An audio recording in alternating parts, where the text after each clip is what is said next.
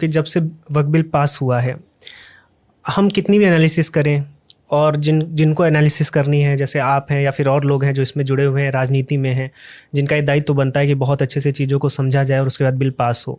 Bill pass होने के बाद अभी पिछले कुछ दिनों से हम देख रहे हैं कि बहुत से प्रदेशों में कुछ दंगे हो रहे हैं। जैसे अभी JNK असेंबली में हमने देखा कि अल्लाह अकबर के नारे लगते हैं। फिर मणिपुर में आप ही की पार्टी के एक नेता हैं अशकर अली, उनका घर जला दिया गया।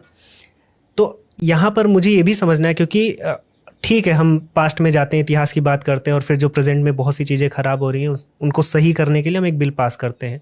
क्या यहाँ पर आप ये मानते हैं कि भारत सरकार से कोई कमी रह गई इस बिल को समझाने में, या फिर अभी BJP सरकार मुस्लिमों के बीच में उतना विश्वास नहीं बना पाई है? यहाँ पे देखिए, मैं कहना चाहूँगा जम्मू कश्मीर में जो हो रहा है वो बहुत दुखद है, आपत्तिजनक है, भर्त्सना योग्य, और ये कहीं ना कहीं उस जहनियत का प्रतीक है कि अभी तक वहां की पार्टियां 370 की मानसिकता से बाहर नहीं आ पाई। 370 में क्या था?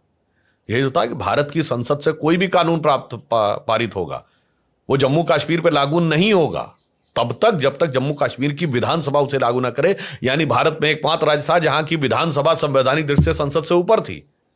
तो मुझे लगता है आज भी वो जहनियत में पैबस्त है कि पार्लियामेंट ने पारित कर दिया तो क्या हुआ, हम तो उससे सुपीरियर हैं।